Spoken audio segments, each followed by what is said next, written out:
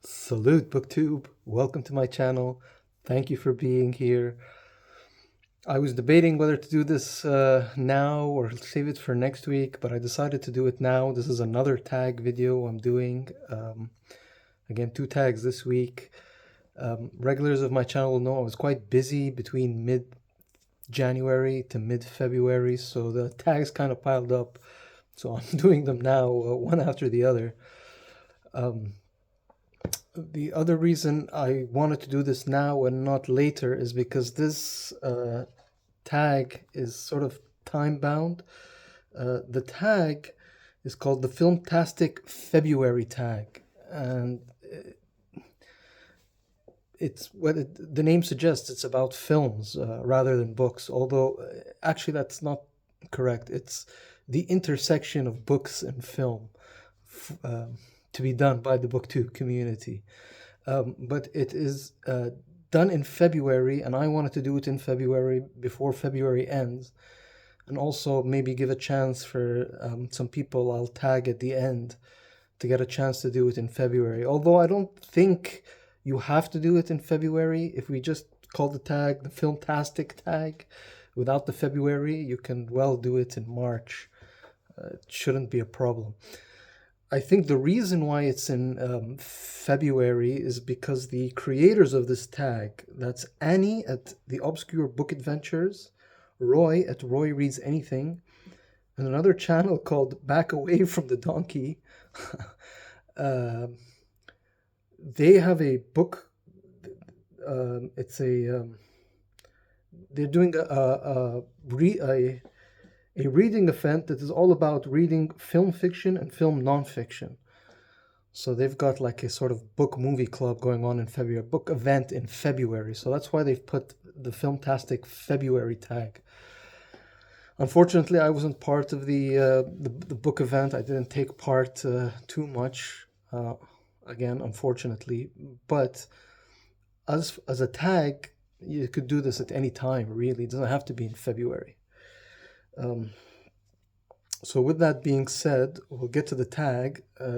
Before I do get into the tag, of course, I'm gonna link the creators of this tag below. I'm also gonna tag, or not tag, but I'm gonna link JJ, the blacksmith bookworm. She's the one who tagged me for this tag, so thank you, JJ. I'll link her video below as well. But a caveat before we start. I'm not the biggest film buff, not the biggest cinemaphile. um, um, Regulars of my channel will know my reading history. I started reading when I was very young, elementary school, and really got into it. In my high school years were the barren years. I had actually stopped reading. I just fell out of it for obvious reasons, I think. Um, Teenage boys, etc. But then I got back into reading when I was about 19, 20 years old in my university days. And I've been reading ever since. But that gap, those teenage year gap where I wasn't reading was where I did most of my film watching. And I think it'll be obvious from this video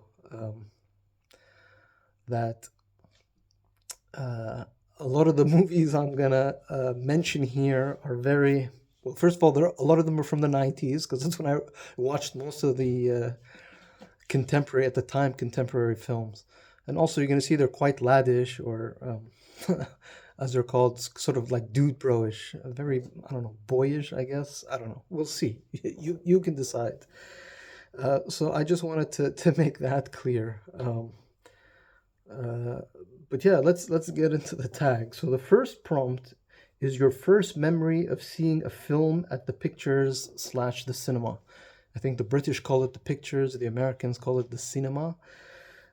So the first memory of going to the cinema for me, jogging the old memory, the old 4 megabytes of RAM memory, would have to be this movie from 1993, Jurassic Park. Again, sorry for the glare, very black cover. It says, uh, an adventure 65 million years in the making. Um, Again, Steven Spielberg. This was the first film I remember going to a cinema. Um, um, and yeah, I guess for obvious reasons, dinosaurs are very marketable. You know, you've got the big dinosaur in the cinema complex, the posters, and then just this movie again, the 90s, 1993, the use of the animation and computer graphics was still a relatively new phenomenon, and allowed for such a movie to be produced. Um, of course, 1993, I was about 7 years old, maybe, but I really haven't watched Jurassic Park since. It's not the best movie I've seen. Let's just put it that way. We'll go on to the next prompt, number 2, which is a book about film. It can be behind the scenes, an autobiography, a work of fiction that includes film as a main subject. Books about film. For this, I wanted to show a couple of books I have, actually 3 books that I have that are director biographies. Don't ask me why I have director biographies, but I picked them up. These are very famous American movie directors. The first one is by Peter Cowie, and it's Coppola. Obviously, famous Francis Ford Coppola for directing The Godfather most famously. And yeah, this is just a biography of his life, I guess. The second one I have, okay, the ergonomics here are a little bit problematic. Number 2 I have is by this one is an autobiography. It's called Chasing the Light by Oliver Stone. The subtitle is How I Fought My Way into Hollywood from the 1960s to Platoon. And I think I was just going over this because I haven't read it. I haven't read any of these biographies, but I would like to read them and ideally maybe read them together or at the same time. This is the groundbreaking filmmaker's memoir and a razor-sharp insider tour of Hollywood during the 70s and 80s upheaval. So I think this is envisioned as a part 1. I don't know if there's a part 2, but this is early Oliver Stone, his early career. So from the 60s to Platoon. And I believe Platoon came out in I don't know when it came out, maybe the 80s, if I'm not mistaken. But yeah, Oliver Stone, a famous director, a lot of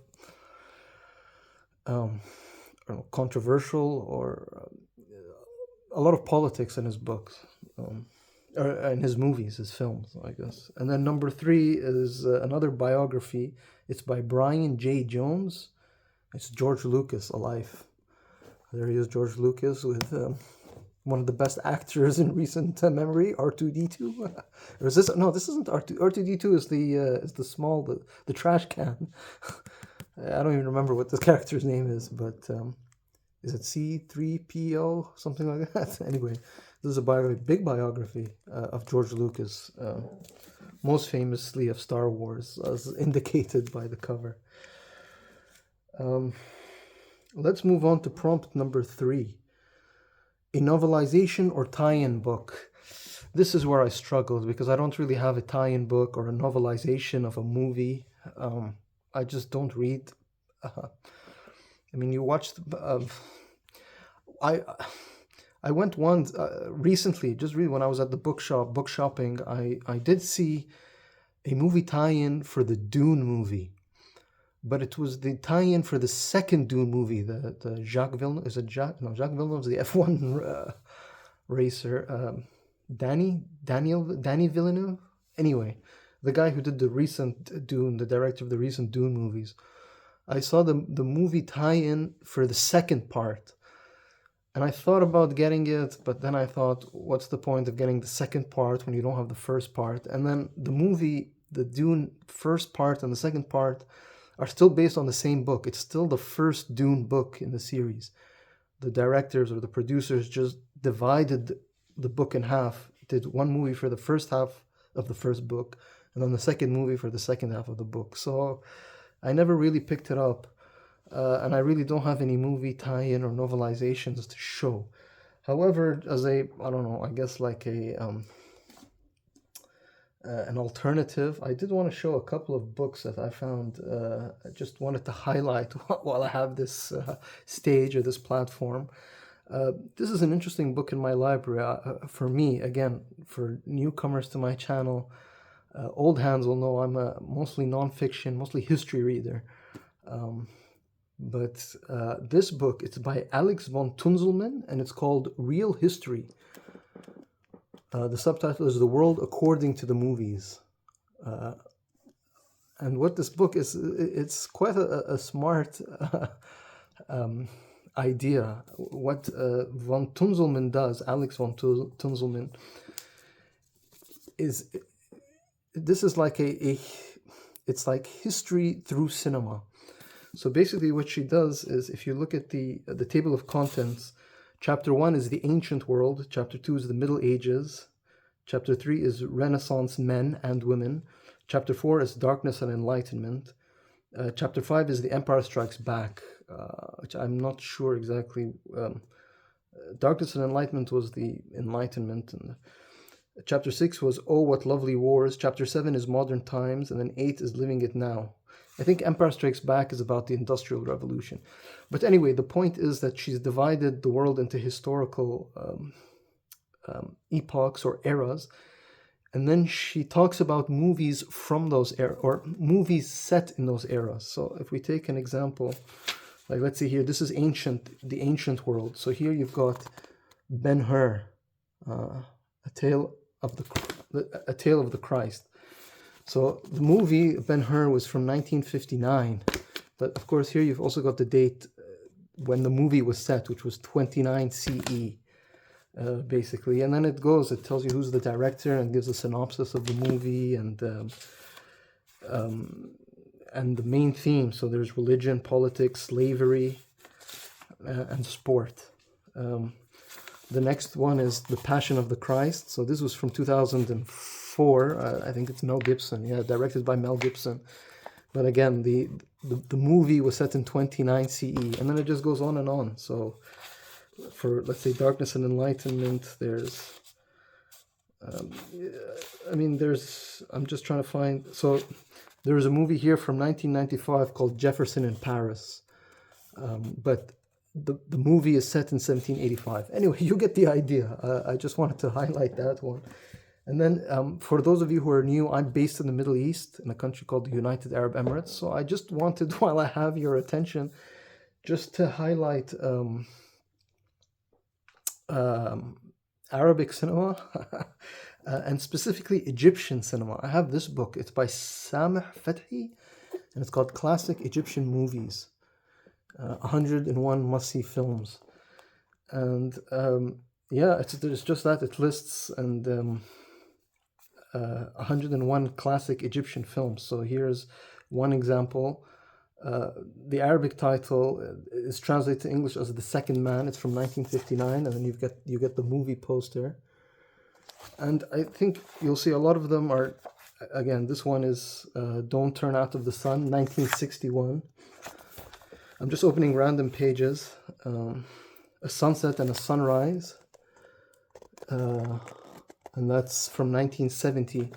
I opened 3 random pages and you saw it was 1950s, 1960s, and very early 1970s. The 50s and the 60s was the golden age of Egyptian cinema. Egyptian cinema was up there with a lot of was standing toe to toe, let's say, with other international films, and you can see again it's it's just another random movie poster. But what happened after the 70s, well, I don't want to get too political, but there was a great flowering in the 50s and 60s, and this was a time of Arab nationalism and secular Middle East. What happened after 1967, the 1967 war, Egypt was was heavily wounded in the war. It's retarded the country and created just it it caused malaise in the country. And after the 1970s, I don't want to get political, but let's just say Islamist parties and more Islamic ideology started to take power in Egypt, again, with the support of the United States. Because the Arab nationalists in the 1950s and 60s, when a lot of these movies were made, the golden age of Arab cinema, they began to court the Soviet Union, and America didn't like that, so they helped to remove those governments and implement a more conservative, more anti-communist, more Islamic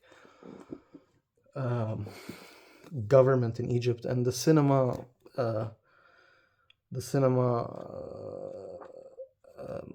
was affected by that. It took a hit. I mean, it continues into the 70s, but movies in the 80s and 90s just couldn't compete with international competitors. So yeah, I just thought I would add add that Arabic little prelude into the question, because I didn't really have a movie about or a book about a tie-in or novelization. I'm sorry, I'm just arranging these because we'll put it here just to make sure that there is no accidents while filming. Let's go to prompt number 4. Prompt number 4, a film about writers or writing. JJ, who tagged me on this video, she took my choice. I was gonna say Dead Poet Society. That's what she chose for this. I think she chose another movie as well. Dead Poet Society I like. I have like a personal, I have a similar kind of story to the main character, in which, I wanted to enter a certain field, but that never happened because of family and societal pressure. So that movie sticks to my mind. But because JJ picked it, I was thinking of something else, a movie that concerns writing and writers, and the one that came to my mind is this one. I believe this is from 1998. It's Johnny Depp and Benicio del Toro, Fear and Loathing in Las Vegas. I think this is based on the book by Hunter S. Thompson. I've never read the book, but I did watch this movie, and that's the one that came into my mind. This is a weird, again, you see a theme, the 90s, very dude bro-ish, laddish movie, but basically this is about two journalists who are sent to Las Vegas to do, I don't even remember, some kind of journalism, but they just get bogged down in a drug-infested romp through Las Vegas, basically. I don't know how else to describe it, but yeah, that's the one that came into my mind, and I remember watching. Although it's been a while now, you can see I forgot a lot of parts of the movie, and I haven't read the book, Hunter S. Thompson's Fear and Loathing in Las Vegas. But yeah, what a lifestyle! To be a writer in Las Vegas, doing drugs. Why not? I can think of worse lives to live. But let's go to the next prompt, which is number 5, a film that brings back fond memories. Again, you're going to see books, or not books, films from the 90s. That's, again, where I watched most of my film watching career. I really tailed off watching movies in the last decade, more than a decade. So, but memories is going to come from childhood. Childhood was the 90s, the mid 90s. There's which books did I think one book that brings back memories is this one, Jim Carrey, The Mask. Yeah, I think this was from 1994 or 1995, something like that.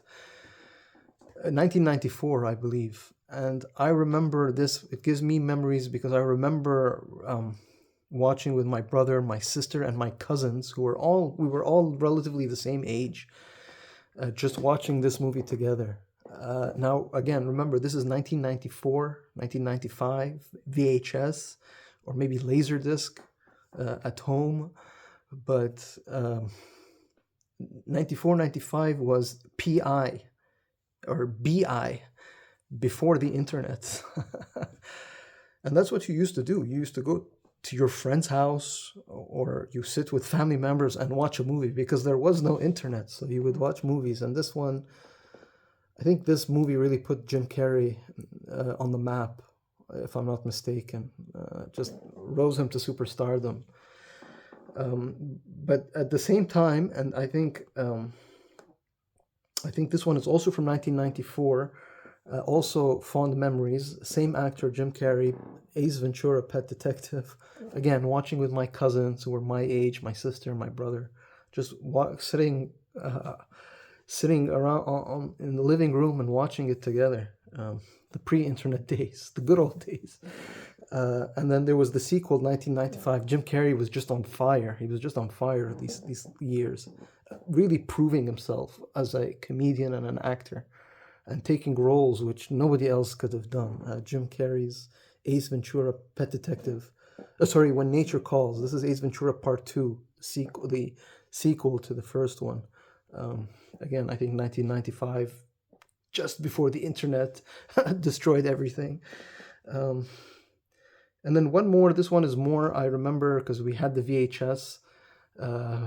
My sister and my brother and I watching another comedy, fond memories. This is Adam Sandler's Billy Madison. Again, I think from 1995. Most likely, yeah, pre-internet, definitely pre-internet.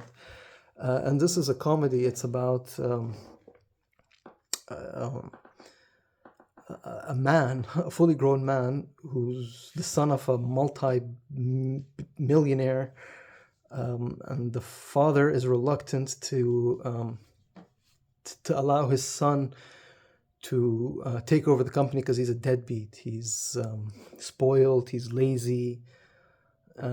And to prove to his father that, and I don't think he ever finished school. He didn't finish high school. So to prove to his father that he's worthy of taking the company over, he goes back to school, starting at kindergarten all the way to the 12th grade.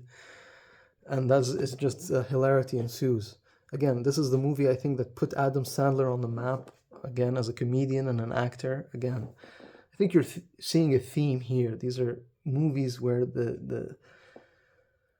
these are movies I like where the actor is hungry. He or she is hungry to make an impression. And these are some of their first movies. But again, fond memories watching this with my siblings. So, yeah. Next prompt is number 6. A film that made you want to read the book. I've also got a couple of options here. One of them is this one. Well, this is not the best cover. This is a Reader's Digest condensed books. What's a Reader's Digest condensed books? I hope it's not an abridgment, but it's like an anthology. This is the Peter Benchley collection. You've got Jaws, The Girl of the Sea of Cortez, and Beast. You can see, obviously, it's not very clear here. There's a shark on the cover. Just watching Jaws, I was curious about the books, but this is a better cover I have of the Jaws. Oh, this isn't Jaws 1. This is Jaws 2. Look at that classic cover, paperback. Jaws, I think, from the 70s, late 70s. Maybe Jaws 2 is from the early 80s, but yeah, watch that film. Now I'm intrigued about the books. So, I mean, I know the movie Jaws 1 was very, very popular. It'll be interesting to see if the book is as good or equally good, or even better, or is it worse? I'll find out. I have other option. This one, I watched the movie again. This is me, my teenage years. boyish, very laddish movie, full of obscenity, not very cinematically. None of these movies are cinematically artistic in any way. This is Irvin Welsh, Train Spotting. So I got this book after watching the movie, and this is, if you don't know, it's a movie set in Scotland, modern Scotland, maybe Scotland in the 80s or the 90s, and the drug culture there, the drug culture among young men. Very dude bro-ish. Yeah, when I say drugs, it's hard drugs like heroin and how it just destroys their lives. One thing about the book, the movie is based in Scotland, and they use Scottish actors or actors who have very good Scottish accents. It's a very Scottish movie, but the book as well is very Scottish. If you the back I'll just read the description because it's the first scene from the movie. It says, "Choose us, choose life, choose mortgage payments, choose washing machines, choose cars, choose sitting on a couch watching mind-numbing and spirit-crushing game shows, stuffing obscenity, junk food into your mouth, choose rotting away." Okay, there's a lot of obscenity. You get the idea. Not your normal. Don't follow the normal life path in life. Do well in school, get an education, get a job, get married, get a house, start a family, picket fence, suburbia, 2 cars, a dog, children. No. But the interesting thing, and I didn't want to continue because I can't do the accent, is this book is written in the Scottish. It's written in the Scottish accent. So like I can't do a Scottish accent, but it's written in the Scottish vernacular.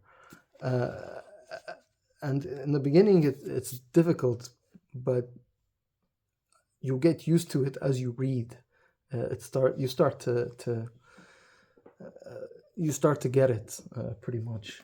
So yeah, I wanted to share that one. And then another, I've forgotten the prompt because the second prompt is sort of confusing. I don't want to confuse the two. So a film that made you want to read the book. The last one I wanted to mention is this one, Romeo and Juliet. The movie was the Leonardo DiCaprio. What's the female? Is it? I always mix her up with the Titanic actress. I think it's Claire Danes. Claire Danes and Leonardo DiCaprio as Romeo and Juliet in a modern, contemporary retelling of Romeo and Juliet. But I like that movie. Again, the same theme. A young Leonardo DiCaprio, hungry, wanting to make an impression, doing a very good job as Romeo in the movie. And then that led me to wanting to read Shakespeare's Romeo and Juliet because in the movie it's contemporary and it's modern, but the language is very much the old Shakespearean English. But yeah, Leonardo DiCaprio, a young, hungry Leonardo DiCaprio, not the recent Leonardo DiCaprio who, in his latest movie, what is it? I don't even remember the name. I watched it, but the battle before the battle, something like that. You can tell he's washed up because in the movie he plays. Basically, he's vaping. He's vaping in the whole movie, and I think that was in his contract. I think he told the movie directors and the producers, "Look, I'll do this movie if you allow me to vape because I cannot be in set for each filming of each scene, which may take 5, 10, 15 minutes. I can't without vaping." So I think the film producers and directors were like, "Okay, just vape in the film. We'll make your character one who vapes," and he's vaping throughout the whole movie. So anyway, Romeo and Juliet, Leonardo DiCaprio, Claire Danes, again from the 90s. I don't know the exact date, but another film that made me want to watch or want to read the book. And then number 7 is the opposite, a book that made you want to watch the film. For this, again, I've got a couple of contenders. I just wanted to show this one. It's in a box, but the box is falling apart, so I don't know if I want to show the box. Maybe, well, I'll show this. It'll give you a hint of what it is. It's J.R.R. Tolkien. It's The Hobbit and The Lord of the Rings. I've got the 3 Lord of the Rings here because the box is falling apart. Really, this is really crudely made, this editions that I have, but it's the 3 editions: Lord of the Rings, The Fellowship of the Ring, which is book 1, and those are scenes from the movie. And then number 2, which is The Two Towers, The Lord of the Rings, The Two Towers, number 2. And then number 3 is The Lord of the Rings, The Return of the King, number 3 in the series. And I purchased these, again, as I mentioned before, I'm mostly a nonfiction history reader. I read very little fantasy, although I would like to change that. Nothing wrong with fantasy. But I picked this up. I picked this up during COVID. So everybody remembers COVID, and just to think that the whole world was pretty much shut down. It's just crazy to think about. But I needed an escape during COVID. I was stuck at home. I needed an escape. My usual reading just wasn't doing it at those crazy times. So I decided to get this and to read The Lord of the Rings from start to finish. And I highly enjoyed it. Talk about escapism. But yeah, I really enjoyed it. And then once I was done reading them, because I bought these new. Again, it was COVID. I made an exception. I paid a lot of money, but they're really poor. The boxes I showed you is falling apart, and these books just made out of like really cheap paper. They're attractive covers, but they're just not very well made. But I did read it, and then I was like, I need to watch the movies. So this really, reading the Lord of the Rings trilogy really made me want to watch the Lord of the Rings a trilogy of films. So yeah, that was my option for for a book that made you want to watch the film. I just want to make one honorable mention. This isn't a film in a cinematic. This is actually a Netflix miniseries. It's about 5 or 6 episodes, but I did want to highlight it, and I did want to go back into my history. It was a miniseries from, I want to say, the early 2000s or 2000. I don't know the exact date, but it was based off this book by David McCullough, John Adams. This is a biography of the 2nd president of the United States. And the book is really good, but then they made a miniseries. I think it was HBO who made a miniseries about this book, about John Adams. And it stars the series. I think it's about 5 or 6 episodes. It's technically not a film. I'm cheating for this one. But having read this book, and then when they made the movie, because I was impressed by the book, when I heard that they were making the miniseries on HBO, I instantly watched it and was very impressed. John Adams is played by Paul Giamatti, if anybody knows that actor. Very good performance.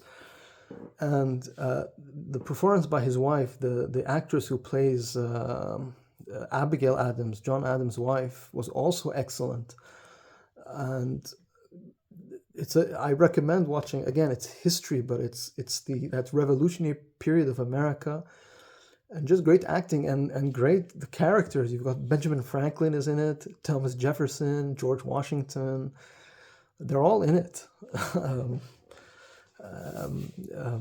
King George III is in it. Louis XVI is in it. And they brought really good actors. And I thought it was really, really well done. So I just wanted to make a shout out for that, for another book that made me want to watch. It's not the movie, but it's the miniseries. I hope that one counts. Let's go to the prompt number 8. Films based on a book story that bear no resemblance to the source. For this one, I'm going to go to a modern one. I just recently, in December, around the end of December 2025, just a couple of months ago, I read Frankenstein, Mary Shelley's Frankenstein. Highly enjoyed it. I reread it and highly enjoyed it. And just at the time as I was reading Frankenstein, there was a new Frankenstein movie that was released by a director, Guillermo del Toro. So I was really happy. I said, I'll finish reading Frankenstein, then I'll go and watch it. Again, this isn't on the cinema, it's a Netflix. Um, I think it's called Frankenstein, and it's on Netflix.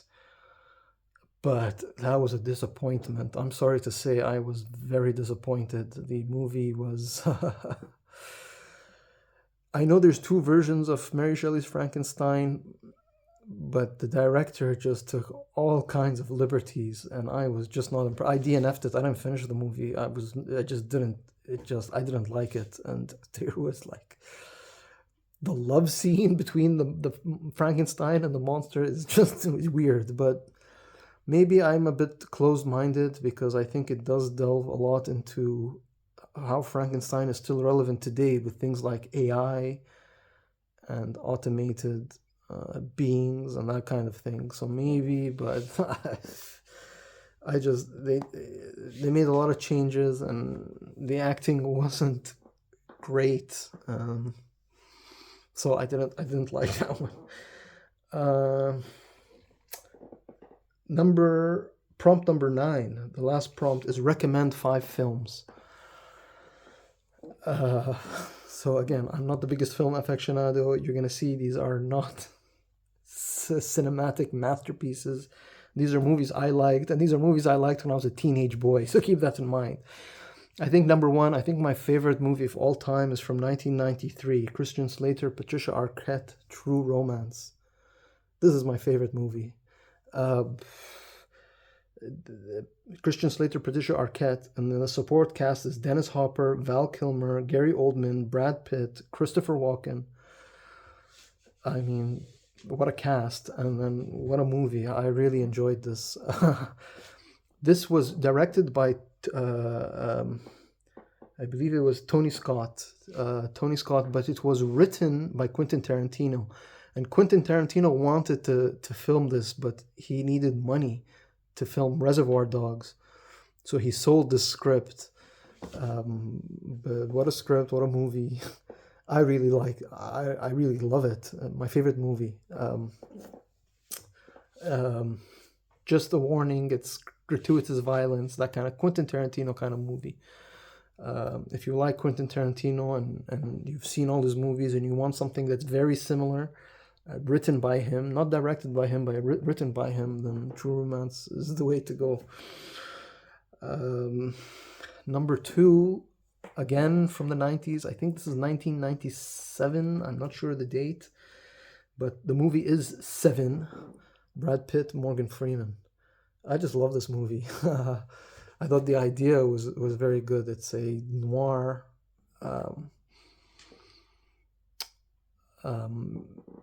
crime sort of story that involves 2 cops, an experienced or 2 detectives, an experienced detective who's about to retire, and this is his last case, one who's sober and experienced, and then a brash young detective who's high energy and very enthusiastic, maybe too enthusiastic, but a very dark noir film, well filmed, and the premise, the seven refers to the 7 deadly sins. It's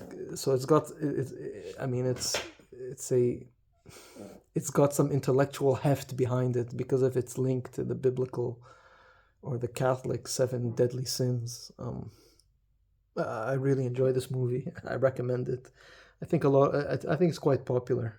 Again, viewer discretion is advised. For number 3, I went local, kind of. This character what this movie is based on is not very popular in the Middle East. He's popular in the West. In the Middle East, he divides opinion, although it's mostly negative. Mostly negative. It's based on, well, I'll show you the movie first. It's the Lawrence of Arabia. And again, I don't know the date for this, 1960s. This must have been from the 60s. But I like this. It's a cinematic masterpiece.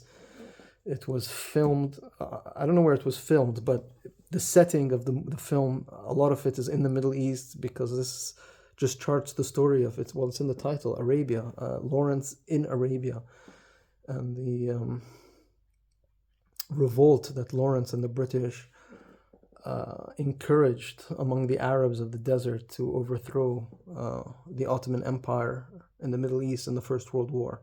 Classic cinema based on this book, The Seven Pillars of Wisdom by T.E. Lawrence. So yeah, it's a masterpiece. I'm not. If you were expecting some kind of like, you know, underground, independent, artsy film, I'm not your person. Number four, well, this is actually a series of books, but again, this is a classic. I mean, this came out in the 70s. It's the biggest movie in the 70s. For a long time, it was the biggest movie until probably recently, but in the 90s, they re-released it because in the 90s, the director released the prequels, so they wanted to refresh people's memories or bring in a new generation of watchers, of fans, and I was certainly one of them. Again, as a non-fiction reader, not much of a science fiction reader, but everybody knows this. Star Wars. So I watched the 90s remake of the 1970s, early 80s classics, and when I say Star Wars, this is the return, the New Hope, but then Empire Strikes Back, which is probably even better, and then Return of the Jedi, just the Star Wars franchise. And then in the 90s, late 90s, they re-released the classic, and then, because this is part 4, 5, and 6, and then they released 1, 2, and 3. I don't know what else to say. I mean, I picked 5 movies. This one came into mind. Just again, I remember watching it quite young in the cinema. So, and then number 5, I wanted to highlight this movie. Again, I remember renting this. You remember video rental shops where you used to go to a shop, rent the VHS, later the DVD, but mostly VHS, take it home, watch it, and then bring it back. This again from the 70s. So I have a lot of 90s and a lot of 70s. Sylvester Stallone, Rocky. Rocky Balboa. Rocky is the name, the official name of the book. This is the part 1, which is the one that really shot Sylvester Stallone to superstardom, I believe. Again, I like. You'll see a trend, whether it was Rocky, whether it was George Lucas with Star Wars, whether it was Quentin Tarantino with True Romance, DiCaprio with Romeo and Juliet, a young DiCaprio, what's his name, Jim Carrey as a up-and-coming comedian and actor, Adam Sandler, all of these, they're early films when these actors and actresses and film directors were hungry to make it, and you can see it. You can see it in the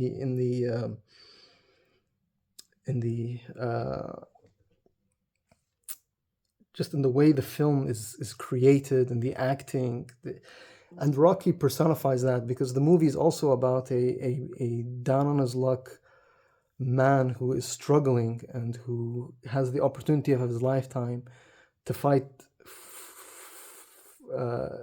boxing, to fight for the title, for the heavyweight. I don't know if it's the heavyweight, but basically I'm describing this really bad because I watched this so long ago, and I need to rewatch it. I know it's been remade. Because it's become the first Rocky, the second Rocky, the third was good. Then it became franchised, and it became American propaganda against the Soviet Union when Rocky Balboa represents USA. And then in recent times, they've introduced the franchise. I haven't seen the new Rocky, or is it Apollo Creed? I haven't seen it. But this is basically a man fighting for survival. And Sylvester Stallone was fighting to make it in Hollywood when he made this movie. So I just like the story and the grit and the will to survive. And again, the trend. So... and then just before that was 5 movies. One honorable mention, I have to, Schwarzenegger, Terminator 2. I can't without mentioning this one. Just if you don't like the story, it's just fun watching things get blown up and shot, and it's just a lot of guns, Nice for a young boy to watch this. The 80s, the golden age of the hard man action hero, just like the 50s was the golden age of the Western movies. So just had to mention that one. But yeah, that's the end. The last prompt is to tag people. Now, again, this is a February tag, and I know it's late in February, but there's no hard rule that you have to do this in February. If you want to join the book club, the creators of this tag are linked below, and you can learn more about the book event. It's not a book club, it's a book event about books and film, and I'm sure they'll allow you to join. But for tags, you can do this. You've got a couple of days in February or in March. Again, no pressure. But who did I want to tag? I want to tag Joseph Francis Burton, an early supporter of my channel. I have a feeling he's a movie buff. I don't think he's mentioned it, but just from the way he reads and how he discusses books and the choice of books he reads, I'm sure he's a cinemaphile. I'm sure he's a cinema aficionado. I'm pretty sure. So I'll be interested if you want to do this. Joseph, consider yourself tagged. I want to tag a channel I've recently subscribed to. It's Jenny Jables. I think I'm pronouncing that correctly. Jenny Jables. She usually does one video a month at the beginning of the month, or to describe what she read and what she plans to read. So she doesn't really do tags. But if you want to do something different, consider yourself tagged. I want to tag Angelina at Books Do Things to Me. She has recently stopped making videos because she's too cool for books. I'm joking. She's taken a bit of a hiatus from making videos, but she just recently released a video. So maybe she's back, and if she wants to get back into tagging, I know she likes films, I know she likes movies. We're buddy reading Beowulf, and in our correspondence, she mentioned the Beowulf movie. So I know she's if you want to do this, consider yourself tagged. I want to tag another channel. I forgot the gentleman's name, Libro Paradiso. He's also a very deep reader, very intellectual reader. Again, he doesn't do tags. He's mentioned that I've tried to tag him before. It didn't work. He said, no, tags are not for me. But I remember, I think he's changed it. He's taken it down. But on his channel, he mentions that he mentioned that he was into books, of course, but he also said he was a big cinemaphile, a big film fan, a big film aficionado. So you can do this tag, you can do your own spin on it if you want to. I'm going to tag you. I'd love to know what movies you recommend. I really would. So if you want. Another channel I want to tag, another new a channel that I've subscribed to. It's Eric Gilliland, or is it Gilliland? Eric Gilliland. I believe I'm pronouncing. Excuse me if I'm mispronouncing your last name. But Eric, again, he's got it on his description of his channel: books, music, and movies and film. So I'm really interested. If you want to do this tag, please, Eric, do it. I'm very curious what you would choose. I need film recommendations because I need to get back into the film game. I've been out. I'm rusty, and you can see from my choices. I also, to get a British perspective, to get a bit away from them, because the British booktubers, they'll always recommend British films, or they'll include British films, get away a bit from the American Hollywood films. So I also want to, he's also slowly coming back into booktube, so I'll give him another tag to get his booktube feet running again. My friend Alex at Unabashed Reader, consider yourself tagged. And then finally, I think I want to tag Steve Donahue. We've watched hundreds and hundreds of videos by Steve Donahue, and they're all related, or 95% of them are related to books. It'll be interesting to see Steve Donahue talk about films, talk about cinema and movies. I'm very curious to see what he would choose if he's watching this and he wants to do the tag. Steve, consider yourself tagged.